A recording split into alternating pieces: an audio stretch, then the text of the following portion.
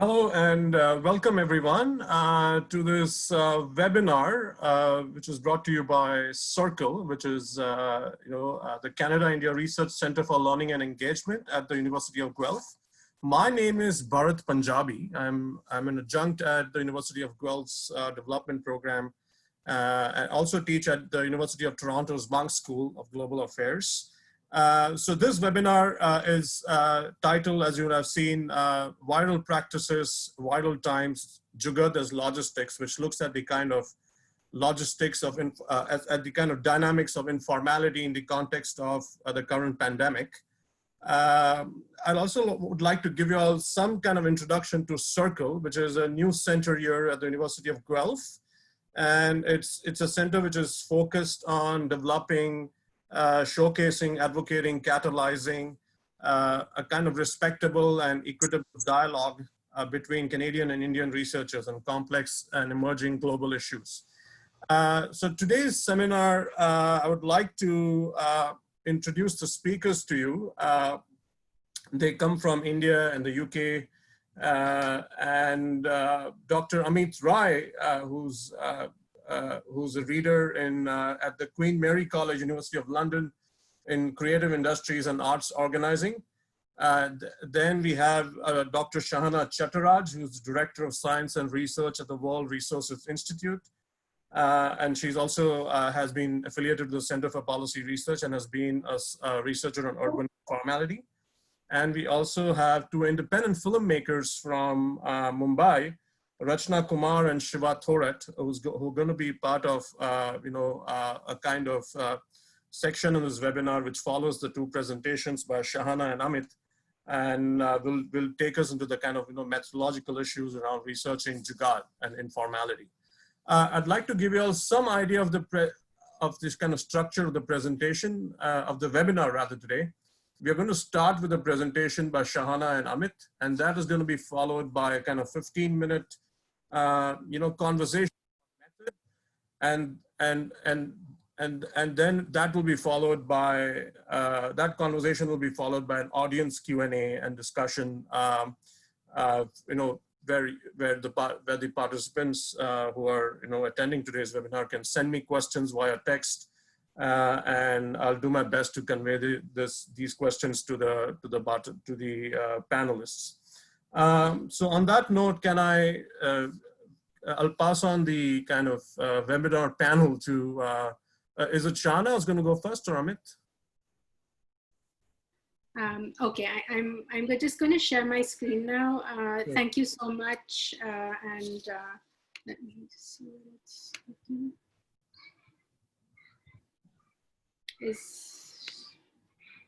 Okay, can you see it? Yeah. Yeah. Okay. So thank you so much, Bharat, Circle, and Sharada for organizing this. It's really exciting, and it's a very different group of people to whom with whom I normally engage with. So I'm really excited about talking to the filmmakers, independent filmmakers in Bombay. So this is, I'm going to begin by speaking a little bit about my own research on Jugaad, which, I didn't begin with Jugaad. I actually began with urban governance and the state. And then I came to Jugaad through my fieldwork. So we'll talk about that a bit more in the methodology section. So I'll spend about 10 to 12 minutes talking a little bit about my work. So this is research. This is based on research that originated a long time ago, about 10 years ago, with my dissertation work, and then I kept working on it, adapting and developing it. And now it's part of a quite long overdue book project. But some of the papers that I won't have much time to go into detail, they're there on my CPR webpage if you're interested in that. I'm just figuring out, sorry, how to change. So, so the animating question that the Jugaad part of my work is around, and that this presentation is focused on, is looking at how do states govern cities where informality in the built environment is pervasive. And this is the case in Mumbai, of course, but it's very much the case in most in all Indian cities, I would say, and many cities in the global south. So, this has some comparative element with other cities as well. And when I present it to people in other contexts, there are a lot of parallels here. So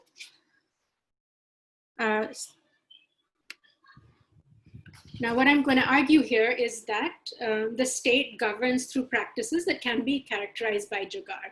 And in my work, I kind of develop a conceptualization of the state in Indian cities, which I call the Jugaad state. And I use Jugaad to describe both the, not just the practices, but also how these kind of practices feed up and ultimately kind of shape the very, the structure of the state as well in such cities. And just to quickly explain what Jugaad is, right? So for people from India, I think everyone knows what it is. It's very widely used in popular discourse. Mumbai, I'm from Delhi myself. Mumbai is a very Jugaadu city compared to Delhi. And it's used in, it's a very amorphous term in that its origins come from these jury-rigged vehicles, sort of like the one here, where an engine would be affixed onto, say, a cart or something, that were very prevalent in rural India in the 80s, in North India. And it's come to mean a sort of creative improvisation, innovation under constraints. It started getting around the 2000s. It began to be adopted by a lot of Indian firms, and then it became quite prominent in the management and business literature. So the nano car, the cheapest car in the world, was meant to be an example of Jugaad innovation. And again, this idea was that it was this kind of solving problems as they come along rather than a planned strategy, a way of using workarounds. And then there was some pushback as well, where critics would emphasize the fact that, say, Jugaad is the constraints part are a really important part of Jugaad, that it also means cutting corners. A Jugaad product is shoddy, it's not an ideal product. So it's a word that has complex connotations, but I think it's still quite easy to grasp, which is why I think it makes a great metaphor in some ways, that allows for a certain ambivalence when you apply it to something like the state. And then there's other literature where Craig Jeffries and things, where it's also used as, young people use Jugaad to describe themselves. So a lot of young entrepreneurs, particularly those who are working as brokers and fixers, they refer to themselves as Jugaadu. And some people who also argue that it's used to as a euphemism for corruption or to legitimize it, which is a framing that I sort of disagree with, even if it's associated with corruption. I think you don't necessarily need a euphemism for it in the Indian context. So when I connect Jugaad to informality, my argument really is that this kind of why large extent where the real economy is the informal economy, that's what kind of necessitates these Jugaad practices among state actors at multiple levels. This is just an example. This is a workshop in Dharavi, and when I speak of the informal economy, I use, it's not like this waiting room or this backward sector or whatever. It's not used to describe, say, characteristics of firms so much as it is, or of workers, yes, as it is to describe economic activity, spaces, the built environment that exists outside what the state is designed to regulate. So outside of the formal regulatory and legal structures, from master plans to licensing rules to labor laws, factory regulations. And you can kind of clearly see here, it's not just this kind of subsistence backward sector. This is a really mechanized, these are these indigenous embroidery machines. And you can also see that there's a clear bit of jugaad in getting machines like this into that tiny space. And I don't know how they manage that. So when I'm talking about the informal economy here, you know, as Barbara Harris White says, what I just said before, it's not a separate non-accumulative needs sector. It's a dynamic, actually existing real economy. And that means that it's neither economically nor politically marginal, right? So even though it is not economically or politically marginal, we know that the vast majority, and it includes a lot of very marginal workers, small businesses, and self-employed workers, but these are all plugged into larger supply chains and things. So there's a lot of it that is not just on the margins. And these, so though it's not marginal, these informal economic activities operate in the margins of state regulatory institutions and formal bureaucratic structures. And this makes it in large part illegible to the state. So I use illegibility like Scott does in Seeing Like a State, which is a wonderful book that I think people in urban studies should read a lot more. And that makes it hard for the state to order and control this economy and these activities through the standard tools of bureaucratic governance and administration. And then it follows that given the size and scope of the informal economy, the accommodation and control of informal activities becomes a core task of urban governance in Mumbai. So it's not just a marginal process that occurs at edges of the state. So you have some degree of informality in every economy, and you also have some degree of these sorts of informal jugaad, what I call jugaad practices. And in fact, my very first encounter studying these was looking at how the New York police regulate street vendors. But there you can see it's much more marginal to the overall functioning of the city and the economy than it would be in Mumbai.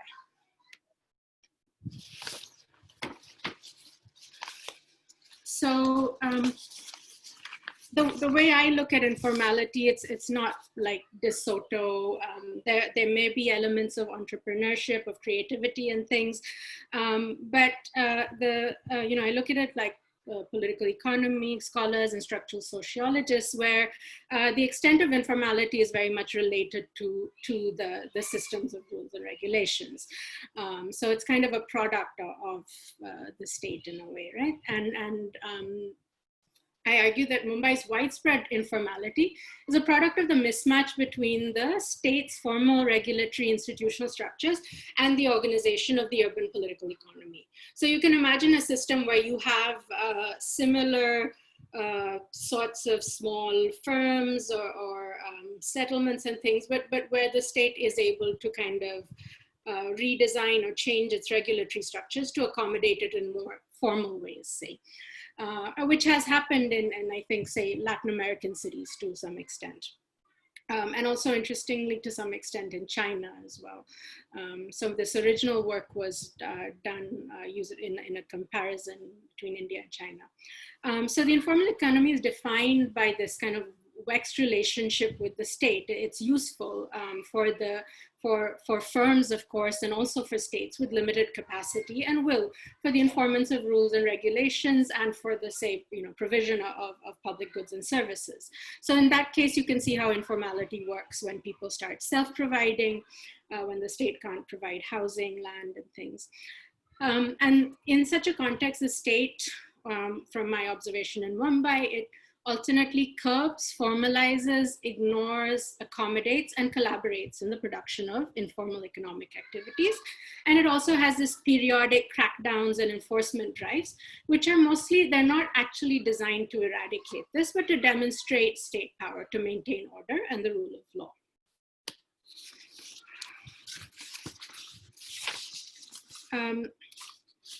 So when I talk about, when I use the term jugaad to characterize the state, what I'm not trying to say that there is that the frontline state workers that are more embedded in informal economic activities, they practice jugaad, and then you have the kind of the rule following bureaucrats at the top. But the reason I use Jugaad is kind of going back to this, the original, the origin of the term, which is these structures that are made of two incongruous parts. What I found through my field work is that you have these, on the one hand, and I really began studying this kind of centralized rational bureaucratic state. The initial project was looking at these kinds of large-scale projects of urban transformation that were underway and still continue to be underway, and that's also seemed to consistently fail. So you have on the one hand this very centralized, in Mumbai, relatively capable bureaucratic state, and this isn't the case in every part of India.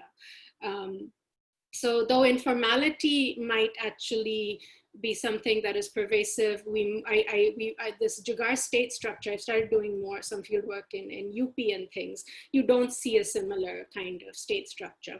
And in Mumbai, you have some of the oldest kind of bureaucratic, continuously operating bureaucratic state institutions. The municipal corporation is, I think, the oldest such institution in India. And then you have so you have two very different sorts of organizational or operational logics, which kind of relates to this kind of Jugaad as logistics sort of thing. So you have the bureaucratic state, and then you have the informal power structures that govern to the informal city. One great book about this is Thomas Blum Hansen's work on these kind of governance in Mumbai's popular neighborhoods. So these are these kind of very fluid network structures of governance, which govern economic activity and politics and social life in most of the city. In some ways, right? So the Jugaad state kind of emerges when these two very different organizational logic or logics of governance work together. How much time do I have, Bharat?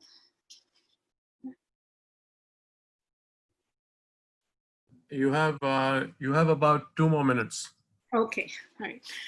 So I don't have much time to go into the empirics behind underlying this, but I think this will come up in our conversation about methods. But the reason I use Jugaad again as a metaphor is that it is such an ambivalent and complex term, right? And these are just two examples of the structures where you can both see, like here, that it is able to do something. It's able to carry around a lot more people than than the bike would. It's also unsafe and dangerous. And you can also see, okay, this is probably something that's happening because you don't have a bus system here. And here, and then, so it is this inherently ambivalent thing where it's an improvised ad hoc solution to a problem. But I was very hesitant, in fact, to use the term Jugaad because of this very celebratory ways in which the business press were using it. And also some of the people who talk about, say, slums being a brilliant solution to a problem. So while I can agree that, yes, they are, that there is a lot of self-help and improvisation going on, they are fundamentally a product, again, of in some way, the state's failures to provide public goods and services. In my own work, I began to kind of, again, observe these Jugaad practices in a whole domain of state activities, right? From very obvious ones, such as the regulation and formal licensing of street vending and informal business, the production, servicing, and regularization of informal and unauthorized settlements, but then also to things where you can start seeing where this becomes central to the state as a whole. So it would be from property tax collection and to the whole ways in which the state kind of, from just policing and surveillance, and the ways in which the state maintains social control and order. So these Jugaad practices, they involve negotiation, bargains, and accommodations around the state's framework of laws, rules, statutes, and protocols that regulate how citizens and firms occupy and utilize space, conduct business, and access public resources and services. And what these patterns of regular negotiation ends up doing, and of course there's clientelism and corruption involved, but that's not what I'm focusing on at the the moment, is that it begins to embed the state actors within these informal power structures. And there's also this kind of informal power, delegation of power and authority from the state to some of these informal powers. And these processes enable the state to see, in a way, right? Spaces which it can't see through its formal tools. And it enables the state to extract revenues, to satisfy popular demands, and avoid political, administrative, and financial costs that would be associated with strict rule enforcement. And it increases state society over interpenetration, and over time, partially and unequally incorporates informal state spaces within formal institutions. I will wrap up quickly now. So state actors at different levels apply this. So my empirical work, I highlight a lot of examples where your high-level government officials are using what I can characterize as Jugaad. And then it's not just informal practices. So these are neither formal or informal, but Jugaad, in that they're adaptive and flexible interpretations of rules. So they're shaped by the rules themselves. And these are also not merely corrupt or rent-seeking, nor are they irrational acts of the vernacular lower bureaucracy. So some of you in the political economy literature, there's this idea that there's a Weberian top bureaucracy and an irrational lower bureaucracy, and I'm arguing against that. I use examples where it is actually geared towards realizing state functions and objectives, such as extracting property taxes and regulation, but under the constraints of this incongruous legal and regulatory framework. This is just one example, but I'll just wrap up here, I think, and let Amit start, and some of the other points we can talk about, and the empirical work, empirical observations during that discussion later. Okay, thanks. I hope I didn't go too much over time.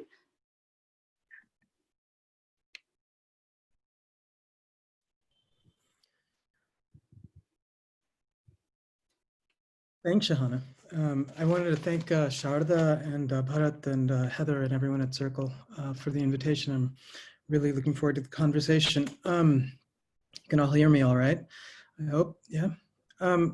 So I'm sort of going to build on what Shahana has said, really, and I think sort of explicated really quite clearly, like what is Jugaad, for instance.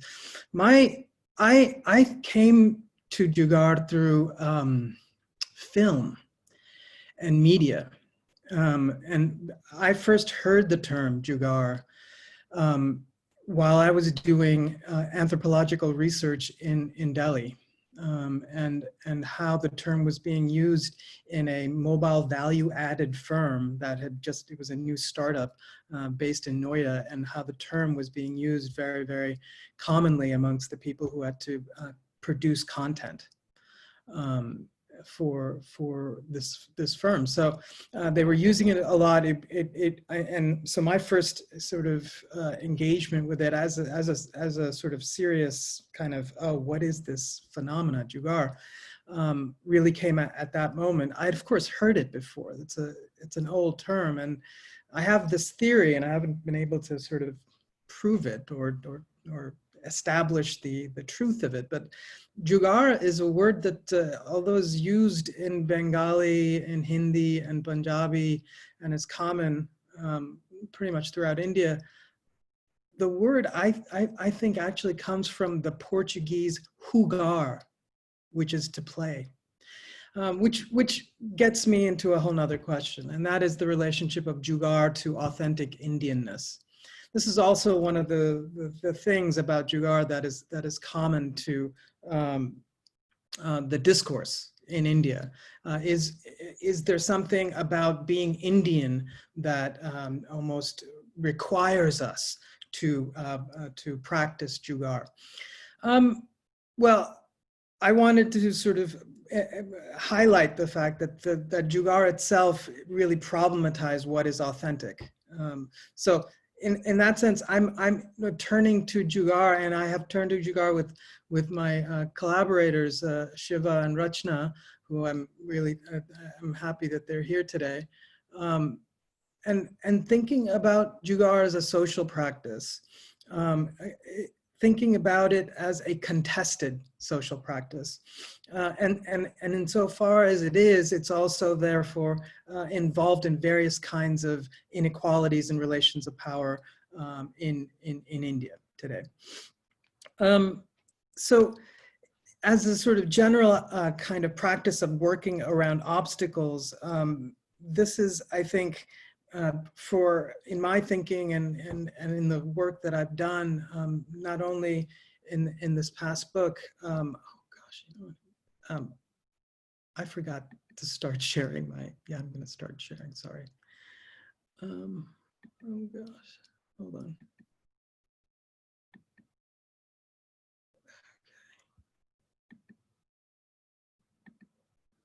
Sorry, just 2 seconds, just sharing my screen here. Okay.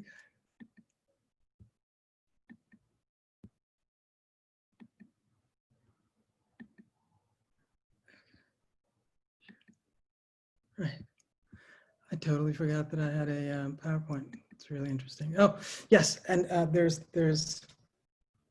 a book that I've written collaboratively, but it has my name on it as the author, and it's Jugaad time. And I sort of approach the question of Jugaad as also a way of thinking about hacking, everyday hacking, not just sort of hacking into digital infrastructures and things like that, but sort of the hacking that social production, social reproduction necessitates today. So this came out last year, and it's a anthropological, but also a kind of political, economic analysis of Jugaad and its relationship to different kinds of subaltern Dalit minority life worlds in India, and its relationship as well to the question of gender and sort of gendered social practices, and the question, of course, of the analysis of the reproduction of the commodity labor power. In other words, how are people reproduced? And they're reproduced generally through the super exploitation of women in the home through unpaid labor. So that analysis and how those ecologies of social reproduction are constituted is also part of the story that I try to link to this practice of Jugaad and also to its technological infrastructures. So this is a book that also came out last year, and in it, Rachna, Shiva, and I have a co-authored piece where we talk about the specific sort of relations of the digital and new social movements, and specifically Dalit cultural practices. So my work today has sort of drawn on this analysis of Jugaad to move into a consideration of what is attention and in relationship to digital media. In terms of Jugaad, what I argue in the book and what my research, I think, confirms and the conversations that I've had with practitioners is that Jugaad, at least in its everyday social life in cities and outside of cities, is about the economic production, social reproduction of subaltern life worlds. And insofar as it is involved in a critique of the relations of domination that characterize India today. So this is, I would want to sort of hold on to that aspect of Jugaad as at least implicitly a critique of the status quo. So part of what I'm interested in, of course, is sort of exploring this major sort of almost dichotomy in social theory between tactics and tactics and strategy. And so I was thinking about and considering how Jugaad could be understood as part of a broader strategy of, for instance, politics, or a broader strategy of a social movement, and so on and so forth. So this last question, what can techno-perceptual assemblages? This is a bit of a academic term, as you can tell. I'm an academic, but I'm interested in understanding the connections of people's bodies to specific technological infrastructures. I'm interested in the supply chains, for instance, the logistics that link a habituated population to a set of technological devices, technological environments, through which their capacities are enhanced, through which capacities are emergent, capacities that we as yet do not know what they are. Well, those kinds of interesting connections between technology and bodies is what I also think is involved in when we think about Jugaad. Another way of thinking, another way of putting that is, what is the affect of Jugaad? Okay, I'm not gonna go too much into that. And so this led me to this idea of affective ethnography, and I guess we'll talk about that in the methods section. I guess this is one of the sort of major methodological contributions, if you can call it that, of Jugaad time, and that is I try to develop what it would mean to do ethnographies of the affective, and in this case, the affect of Jugaad, or the affective environment of Jugaad, the affective ecology, relations of Jugaad. And you know, part of this, a lot of this is also informed by my ongoing sort of research into attention and the neurology of attention, and how we could think about, for instance, neuromarketing today as a workaround of our consciousness, so that we could think about in this other way. I mean, I really like what Shahana was doing with the Jugaad state, and I was wondering if we could think about Jugaad marketing. Right? Neuromarketing is a form of Jugaad marketing. They're working around our consciousness to access directly our affective capacities to affect and be affected. So that is an interesting sort of way of thinking that I'm still trying to understand what it fully means. But I'm gonna hopefully have a good conversation. Bharat, how much time do I have? You have 5 more minutes, Amit. Okay, thanks.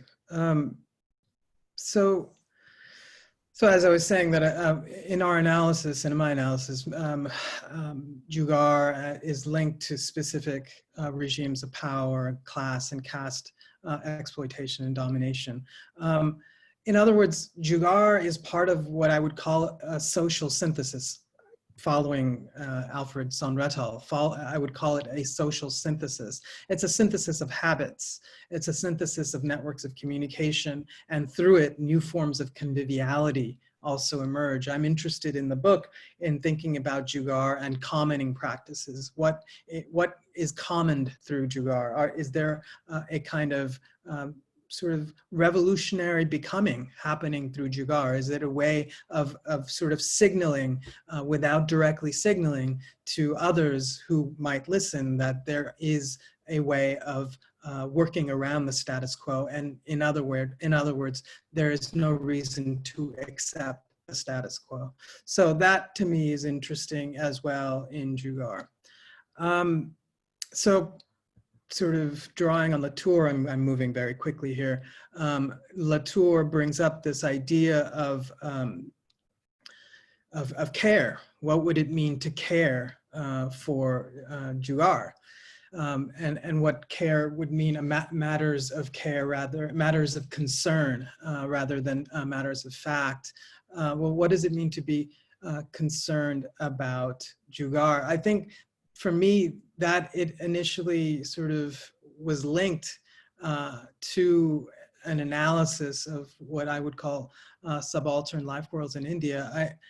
It meant that one had to be very careful around researching it, because there's obviously stigmas attached to it, as Shahana pointed out very, very well. There are certain dangers that are associated with the word, and that kind of affective charge is an important sort of marker of the sort of contested field that I was talking about at the beginning. Which is another way of saying that in Jugaad research, visibility could very well be a trap. That to bring Jugaad practice into too much visibility, in fact, would take away from the power of some of these, precisely some of these Jugaad practices. So it requires a certain kind of dialectical understanding of tactics and strategies, and how these tactics and strategies become forces in people's lives. And the final thing I suppose for me is the importance of technology in the Jugaads that we were looking at least the three of us when we were doing our research, and that is of course how the mobile phone, and we were specifically focusing a lot on the mobile phone, how the mobile phone is being used for a variety of Jugaads all the time, 24/7 today. So what does it entail in terms of new habituations of attention? What does it entail in terms of new strategies of Jugaad, and so on and so forth? So I'd be happy to discuss that in the discussion. So I'm going to stop there if that's all right. Yeah.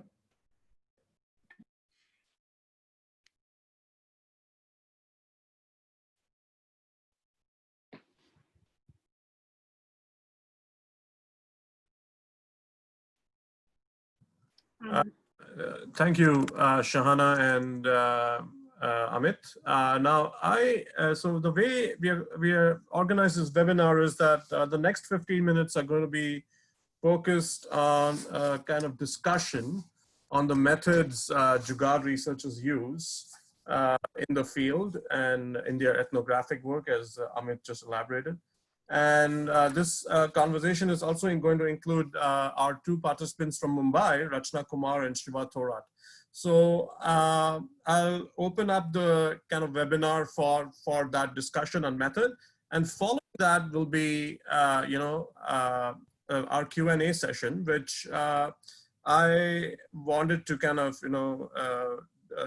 put out in detail at the outset of the webinar, but I just wanted to say that if any of y'all have any questions, y'all could actually put your questions directly into the chat screen, or you could send them to me directly. And if time permits, we can also open up, questions in the webinar itself. So, and you can ask your questions directly through video.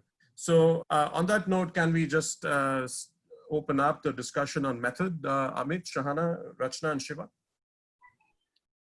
Sure. Hi, Shahana. Hi, yeah. Is it okay if I just sort of briefly introduce Rachna and Shiva? That would be wonderful, yeah. So I wanted to, Rachna and Shiva, are you all there? You there? You want to put your videos on? Yeah. There we go. There we go. There it is. Okay, hi.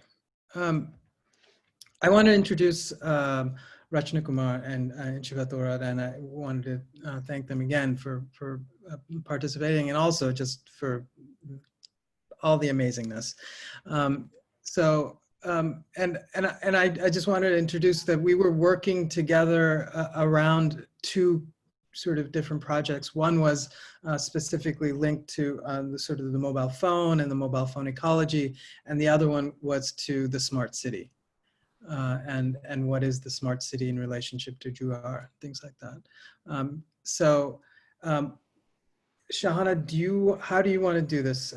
Shiva, Rachna, how would you guys like to do this? Do you want to, Shiva and Rachna, is it okay, Shahana, if they say a couple of things? And yeah, would be great. Yeah. Cool. Okay, take it away. Yeah. Okay. When we got into touch with Amit, right? So like our idea of discussion were concentrated on smart city idea.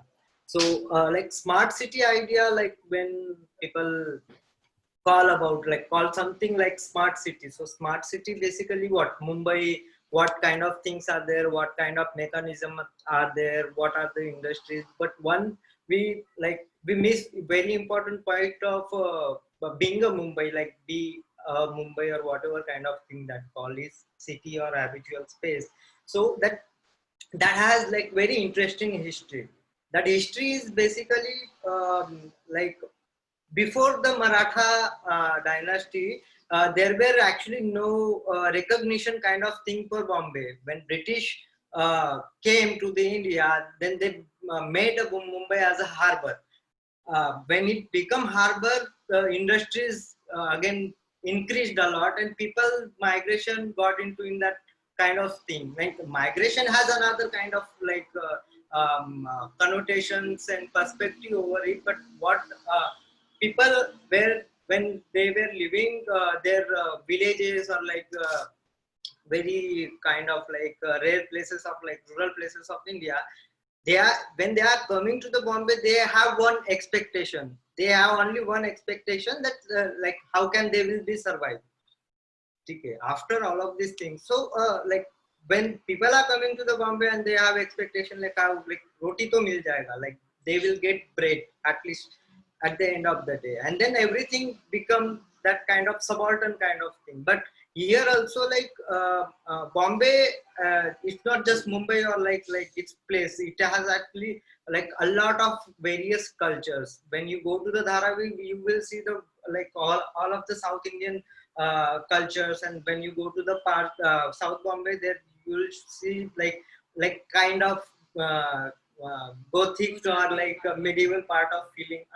Yeah, but with Gujarati Yeah, Marwadi Gujarati varieties. Marwadi kind of like whatever that, and you will see also one of the thing that like it's very kind of vibrant and economically vibrant thing, because you will see like a lot of people like professionally going for their work or whatever. So wherever you will go by that kind of like understanding, so you will have interpretation, different interpretation. So like when there is one place called Lamington Road in Bombay, and in South Bombay. So basically that Lamington Road is about electronic things.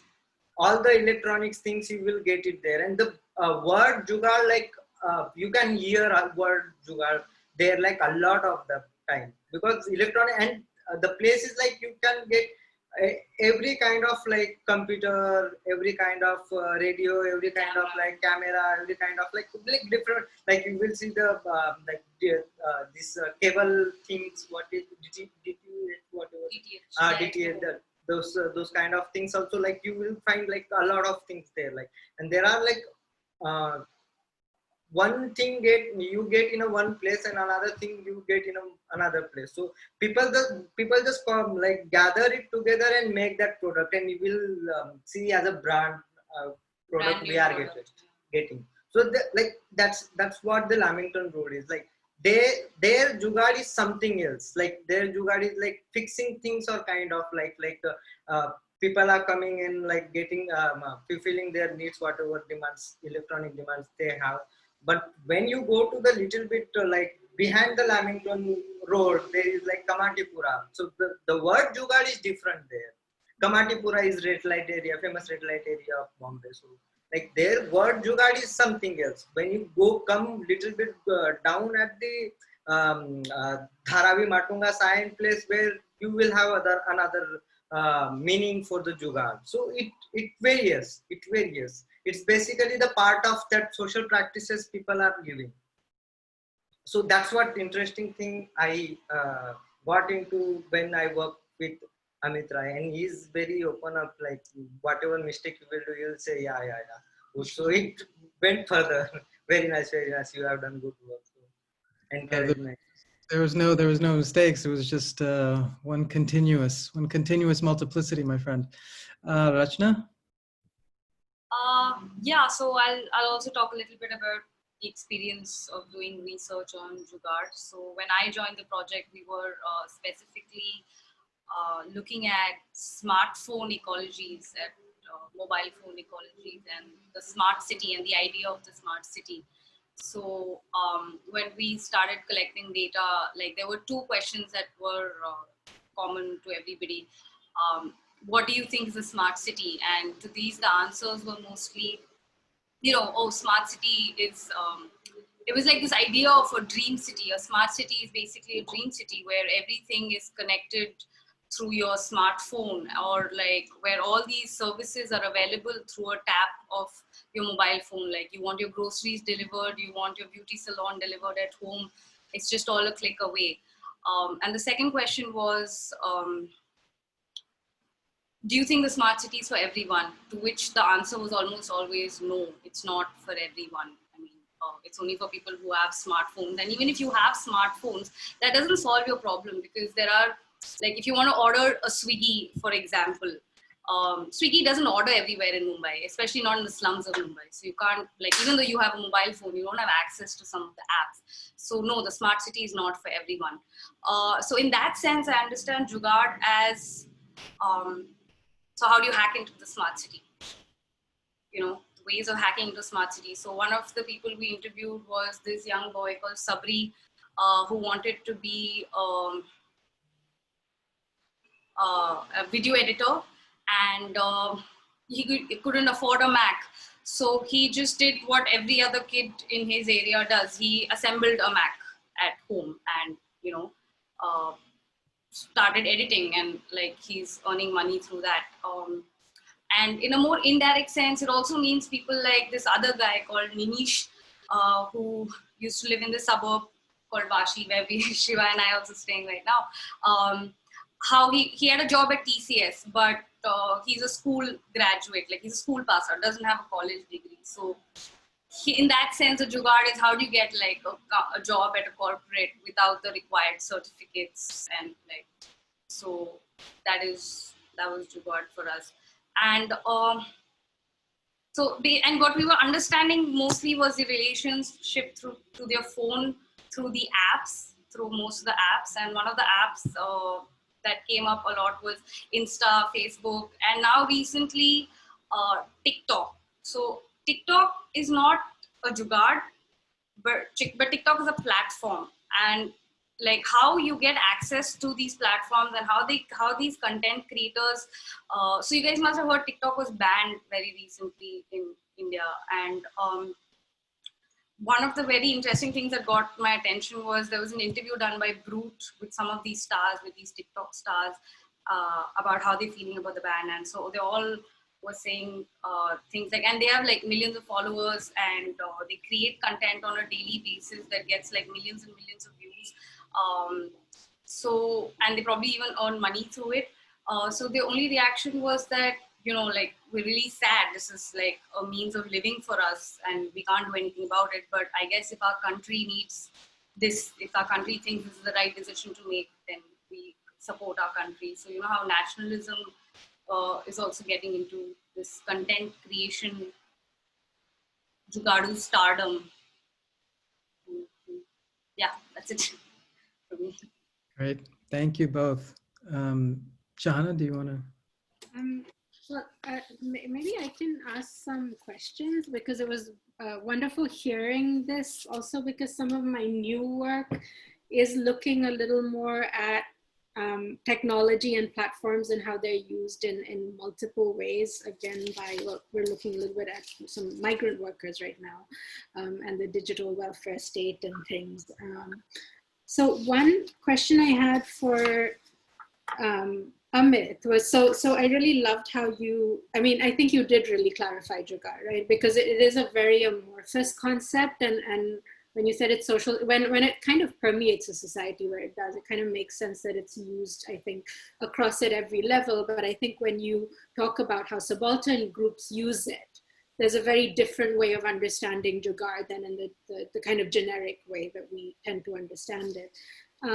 So one thing I wanted to ask about this, like when the working around the status quo, is that something that ultimately leads to change, or again, does it become, so is the focus really going to be on the structures of constraint and this way that you need to work around, say you need to hack into the smart city because the smart city is not for you, So that would be one question for everyone, Shiva, Rachna, and whatever. And then the other question is, like, in general, the city has never been for everyone. So is the very fact that there's in some ways a possibility of hacking into it, there's which in some ways there were not earlier, these possibilities in terms of how cities were structured and governed. How does that change? Because one thing is that if you look at the longer history, the smart city isn't the first exclusionary way of looking at. And in some ways, technology can have something of an equalizer, right? You can make your own map, you can use a smartphone, you can amplify poor can amplify their voices in ways that they couldn't before. And then the other thing I thought it would be great to elaborate on, which I thought was really interesting, this kind of tension between attention and being visible, because if you are using this to change the status quo, you do kind of want that, right? And there were like ways in which, so one interesting thing is the way in which people in slums start kind of, in some ways, using these words and calling Dharavi a smart slum and talking about their entrepreneurship and things. And then the other thing is also this need for invisibility as well, because there is a tension when you're hacking and things. So what is trying to be done with these practices? What would be the larger, if there is a political goal versus a kind of survival economic strategy? Yeah, those are great questions, John. I think there's a lot to think about in all of them.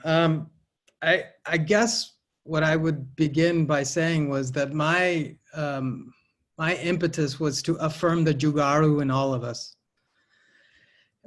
by which I mean nothing universal, but that there is something that Jugaad references, and that's something I would call creativity itself, to be creative, to say that this moment requires a solution that has not been bequeathed to me by history. So it requires something, some new event, right? And the Jugaad event is also a way of thinking about how something new enters the world. But these new things are, they repeat the old more often than not, and they do not lead more often than not to structural change in relations of power. They question what has been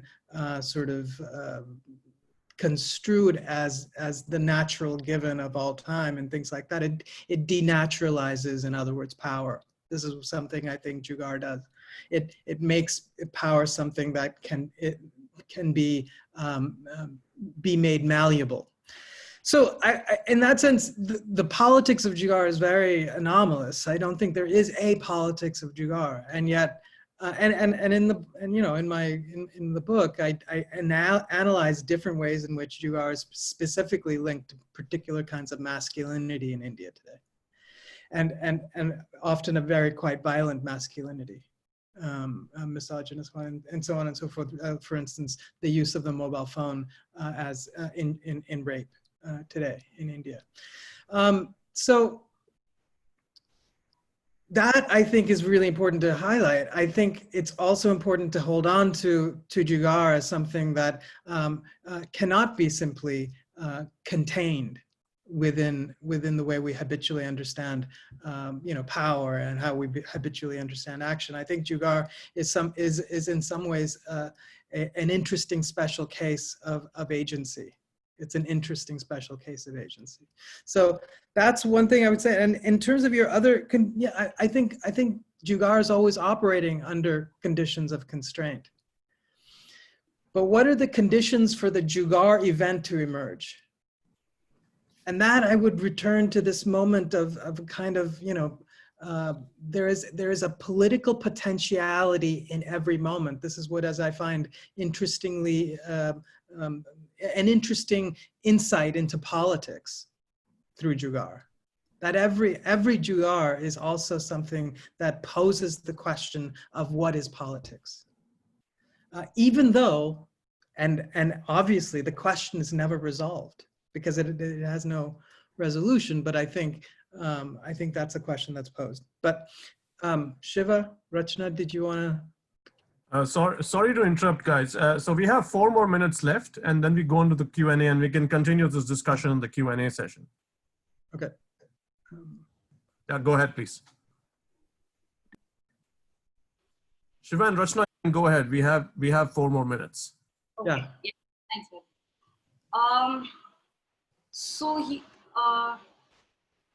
One of the things that we were discussing recently, Amit, that comes to mind, in the case of this question especially, is we noted how Jugaad is not like an academic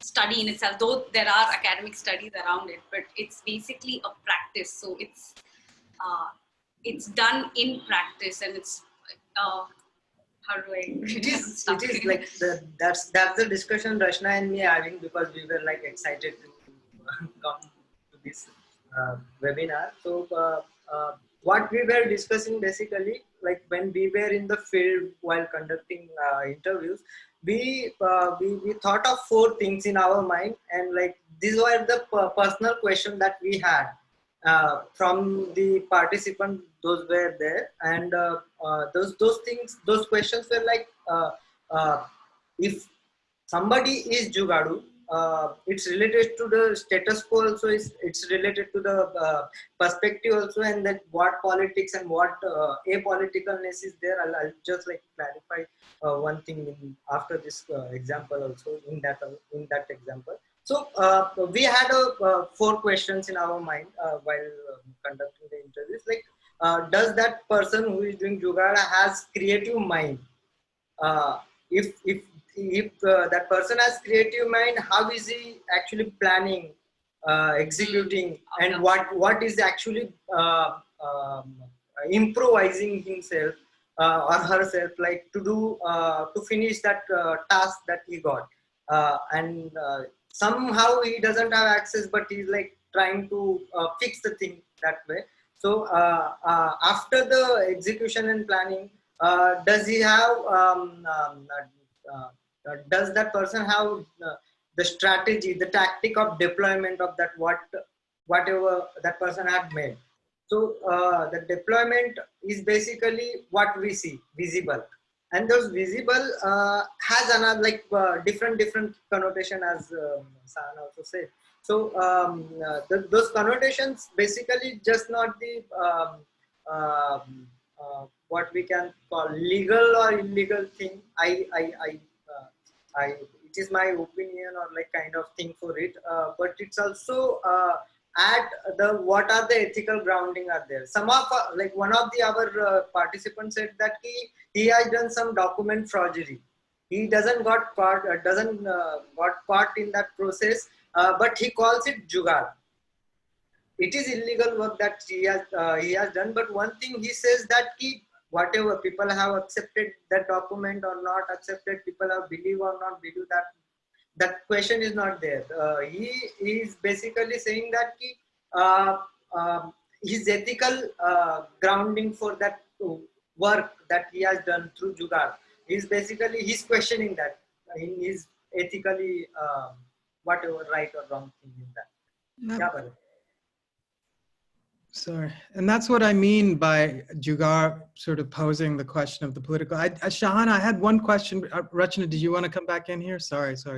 Just really quickly. Shahana, the question I had for you is at what point does the Jugaad state become the corrupt state? And how would you differentiate the Jugaad state from a sort of old-fashioned, straightforward, state corruption?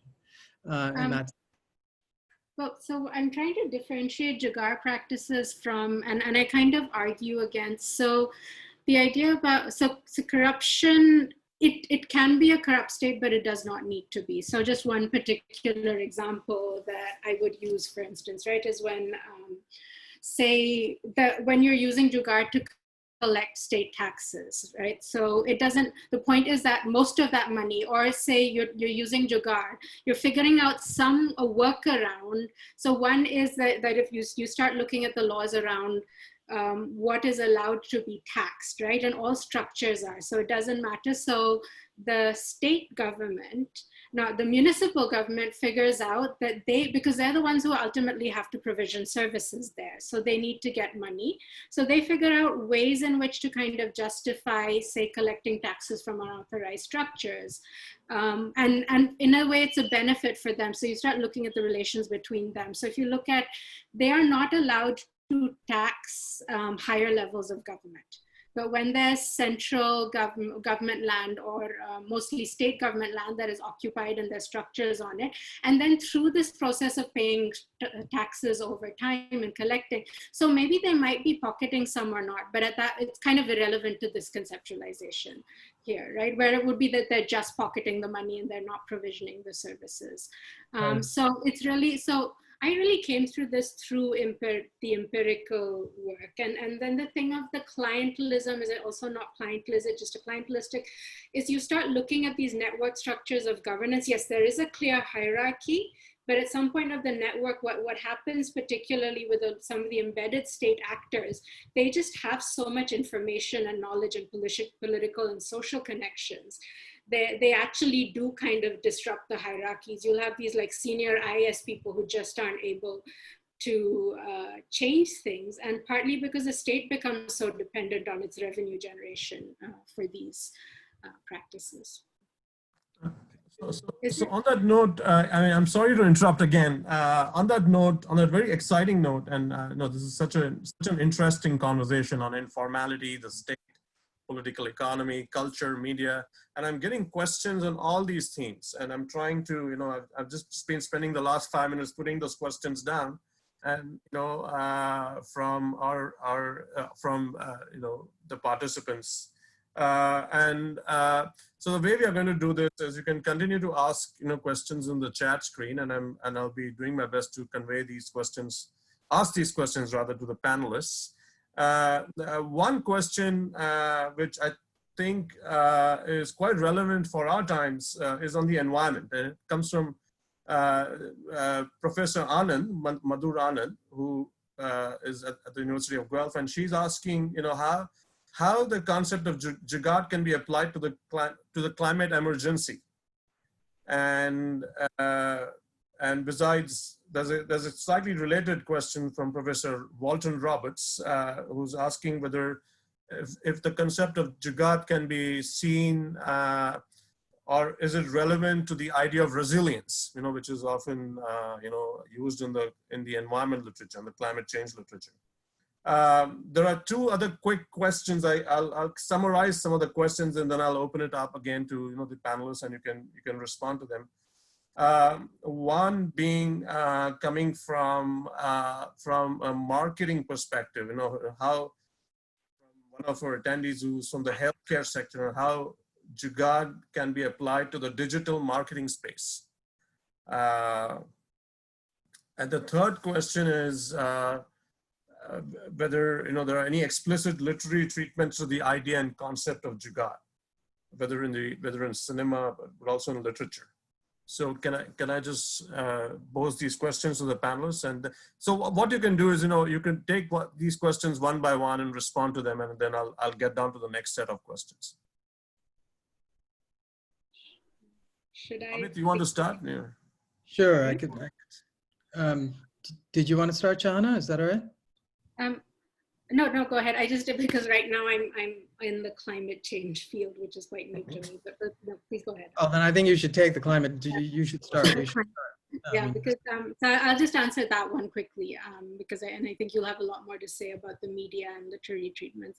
So, you know, initially when I was thinking about the Jugaad state and where it works and where it doesn't, I think it has a complex relationship to that. So you can kind of see where it links very well with this idea of needing to be, or Jugaad in general, right? That capacity. I like how you put it, the capacity for, you know, not just individuals, but say for society to be able to adapt. That's sort of what resilience is, right? And there is a way in which, like, if and with climate change, people, and particularly you know, the poorer communities are going to have things thrown at them, right? So they will have to adapt and be flexible and be resilient. But in some ways, I again have problems with this whole idea of resilience, because very often it is just poor people coping, right? So migration, when say people's farms are flooded with salt water, they're coping, and that could be considered jugaad, it could be considered resilience. You see people pouring into the informal economy when they're losing formal jobs. So they're all kind of double-edged concepts. Where I would say that the jugaad state at least becomes problematic is when it comes to planning in a longer term way and I've been very much against planning in general. I think master planning in India is pointless. The smart cities are, they're just, they're a marketing ploy to sell certain kinds of products to the Indian state, which buys without. But when it comes to say, over the longer term, how do you think about actually changing structures, actually changing the way cities are run? I think that's where this jugaadness can, because there's always a way to work around, and workarounds have become so much the norm. How do you enforce environmental regulations or move to, say, a different environmental pathway or low carbon pathway? I think jugaad doesn't, the way that particularly state level actors are always able to work around at the higher level, that can be problematic. So I won't speak to the other question because this has been quite a long answer. But Thanks for that. Thanks for that, Shahana. I teach at a business school here in London, and so how jugaad has been kind of folded into business and management discourse is through this concept of frugal innovation. And of course, it's no surprise that the term frugal innovation, and so jugaad as innovation, jugaad innovation as frugal innovation, that is creating value with nothing, which is what poor people are supposed to be doing. And this is what entrepreneurs can learn from poor people, according to this business and management discourse. And so jugaad as a metaphor for resilience, which is again another neoliberal value. We should keep in mind that all of these are neoliberal values of austerity. It's no wonder that jugaad became such a focus of business and management over the past 15 years, because there has been such an emphasis in macro and microeconomy in terms of austerity and how value can be nonetheless extracted from communities, populations, and practices in these kinds of times. So that's one thing I would say about the question of resilience. And I want to go back to something that Rachna said, and that is that we have again and again gone back to jugaad as practice. What is it as practice? How does it play itself out in material ensembles? I mean, in the milieu of a environment coupled with a technology, coupled with human practice, right? So in that sense, environment and ecology have been central to the way we've been thinking about jugaad. Now, how does it respond specifically to the question of the environment? I mean, I think Shahana is definitely right. It's difficult to think strategy, long-term strategy, in a jugaad framework. It's difficult to do that, and I think we can talk about what that means. The other thing around sort of media and the digital, I think these are appropriations of jugaad. I think there are ways in which, this book that came out a few years ago called Jugaad Innovation talk about, for instance, how Airtel went from a asset-heavy firm to an asset-light firm, so that its infrastructures was literally farmed out, right? It was literally outsourced. to Siemens and to other electronic firms. And that's how Airtel was able to actually start in its meteoric rise through accumulation strategies and capitalist accumulation. So that's a Jugaad strategy, but again, it's a kind of appropriation of the term. It's a turning into metaphor. And this is something that would be interesting to talk about with Shahana. What are the limits of using Jugaad as metaphor? And you know, I think there's good ways in which we can use metaphor, but I think sometimes metaphors tends toward a kind of abstraction that actually takes us out of a more materialist political economic understanding of the term and of the practice. So I'll leave it there. Shiva, Rachna?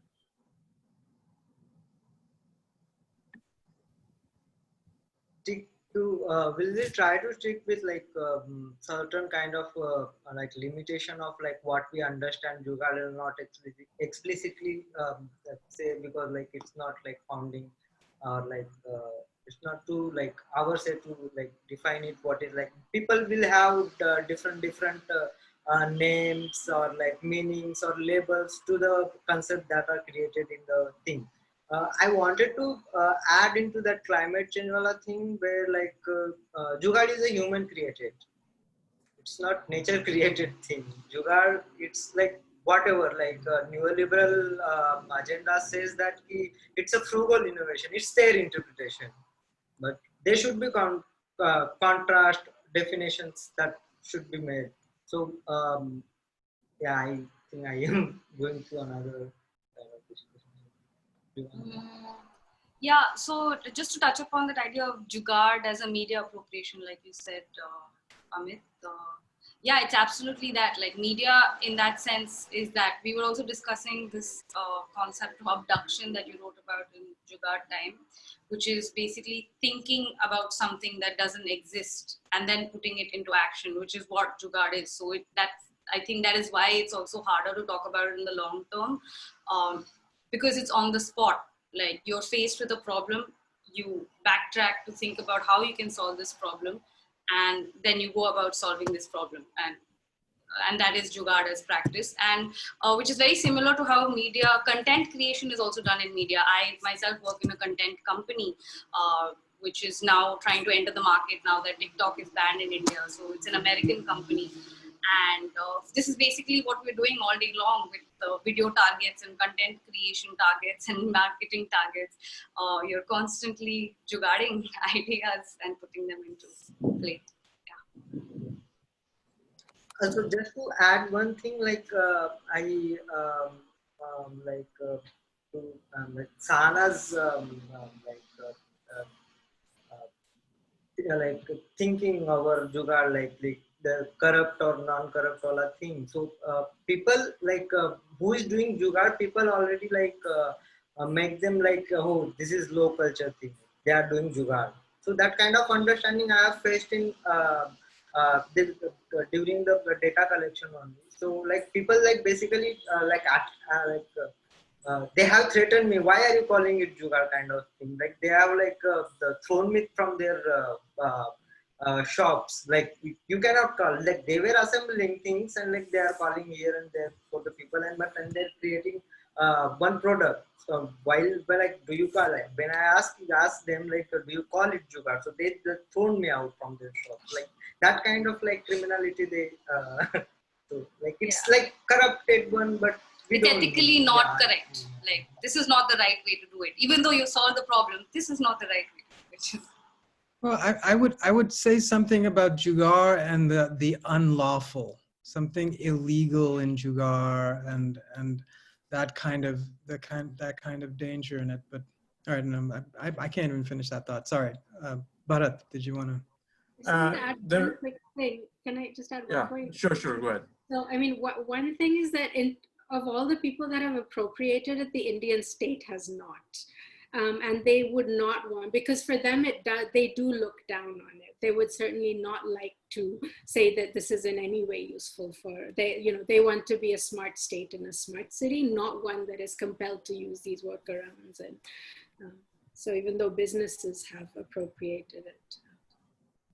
So on that note, Shahana, really Amit, quickly, we didn't answer the question of, is there movies and films in Jugaad? There is yes. There's a Quickly, Bollywood yes. film. There's a Yes, Bollywood please. film called Jugaad. There is a Bollywood film called Jugaad.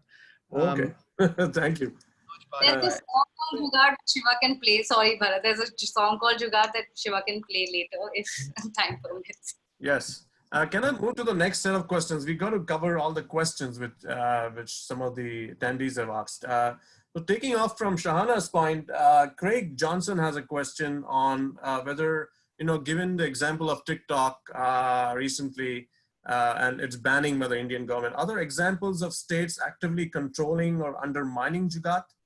And a related question is by Sumit Sekhan, who asks whether there are any negative impacts of using Jugaad in the sense that it reinforces the underinvestment in education and human capital, by the Indian state in both its cities, but also in its rural areas. So two questions, which are more political economy, but all of you are free to answer them.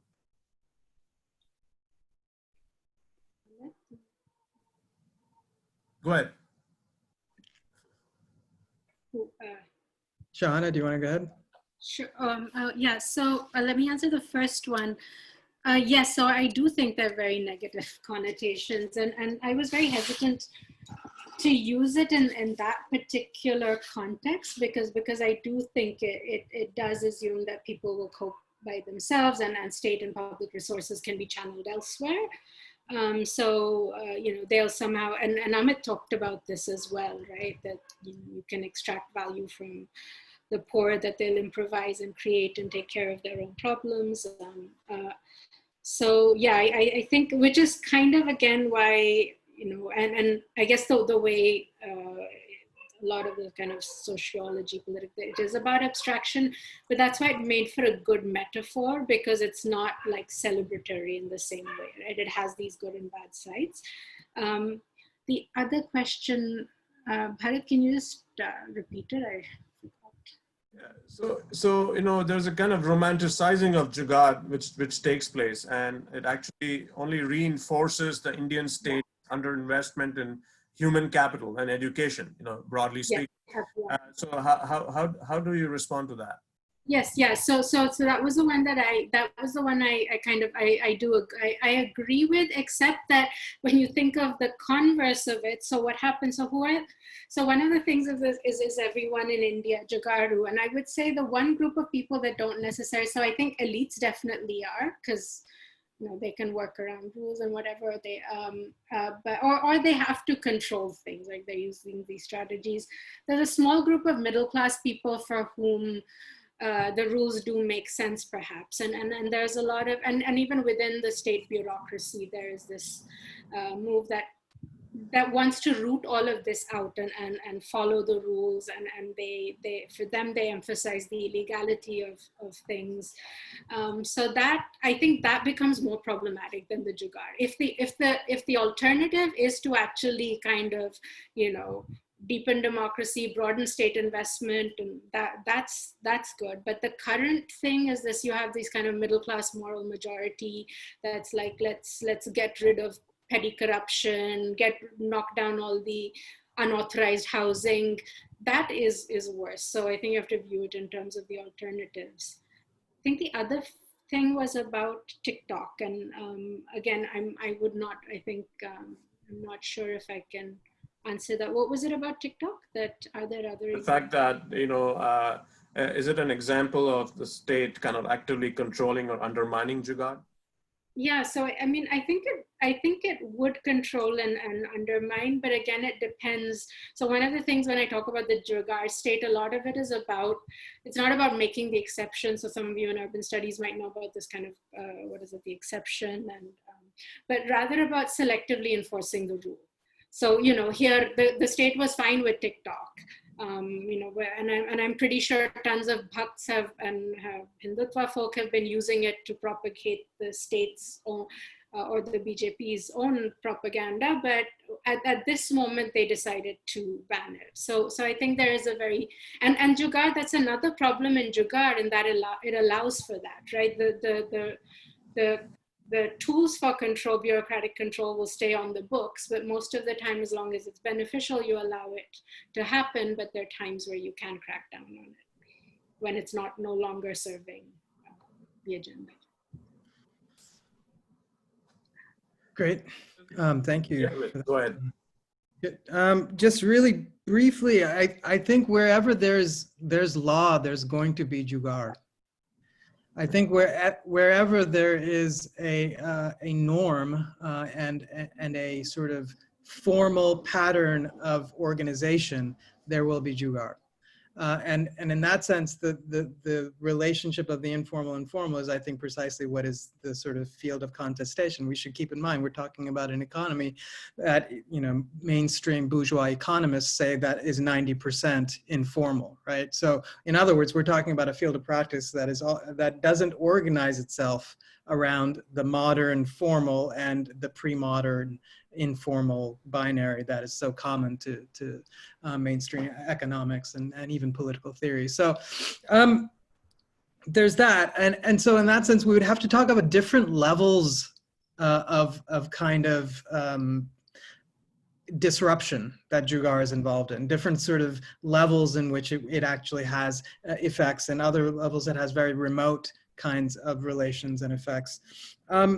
I think there is a strong tendency to romanticize jugaad. In my book, I start with the example from Suleika.com. They had a whole marketing sort of campaign called Go Anti-Jugaad. And that was a way of exactly formalizing informal networks of trade.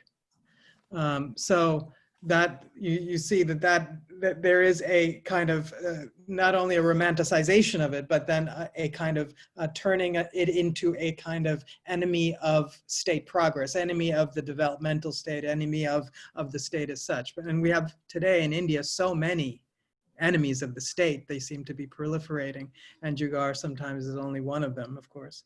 I'll let Rachna talk about TikTok, as she's got some direct experience with it right now. So sorry to interrupt again. We just have one more minute left. Rachna, do you mind if I go to one last question and then we'll have to wrap it up, because we're really running short on time. My apologies. Because, you know, we've been getting this question on the pandemic and how, you know, how do you see jugaad practices in response to the current pandemic, especially as it relates to education and educational institutions, and even more broadly, you know, what are the implications for jugaad? Very quickly, please, you know, 30 seconds to each of you. I'll just go really quick, Shahana, is that right? Yeah. Okay. Just really quickly, I mean, I've been watching sort of Nitish Kumar and his coverage of the massive waves of workers sort of fleeing the cities at the moment of the lockdown, and in the entire way he was interviewing these people, his co-journalists were interviewing the people, and the word that kept coming up is we need a jugaad to get there. And it was just the next stage of the journey, but that it inevitably involves some kind of jugaad. And that is what I would sort of link back to in terms of the question of social reproduction. There is no middle class, upper caste home in India today that is not based in a Dalit jugaad ecology. That's done. Sorry, thank you. As far as the pandemic goes, I think it became really critical, especially because the state in the beginning didn't get its act together. And then there were a lot of these groups that were like working with them to figure out what could be, what spaces in the city could be made into shelters or hospitals, or, you know, there was a repurposing of spaces. There was the whole, in fact, that's probably where the jugaad is logistics. We didn't talk about it a lot, but when there was a lockdown and people couldn't get basic supplies, there was And then that the tensions between these two aspects of the state really came into force, because what happened is there were more of these flexible practices, but you could clearly see how poorly the laws were designed, like how they had absolutely no clue of what an urban economy is like, what people's homes are like, how people, so in some way it really illustrated the tensions, and in some ways the absurdity of the bureaucratic. I think there was something where there were like some 4,000 in Delhi state directives that were constantly taken back and forth about what people should, right up to how people should feed stray dogs. And then RWAs got into this business. So it was a real kind of battle, I think, where Jugaad practices came up, and then there was this anti-Jugaad backlash as well Okay. So it's interesting. Shahana, could I just give Shiva and Rachna to kind of, give us some concluding thoughts on this? Because they're in the middle of a pandemic in Mumbai, which I'm hearing is getting more and more serious every day. So Shiva and Rachna, do you have anything to say on how this relates to Jugaad, the current experiences? Current experiences is basically accessing the things that are not available right now. Everything was locked down. Like when you don't have necessary things, people will make their brain work to get those things, those necessary things. Like this is the in-house condition of everybody. They were practicing somehow the Jugaad that way, getting the things which are not accessible right now. And while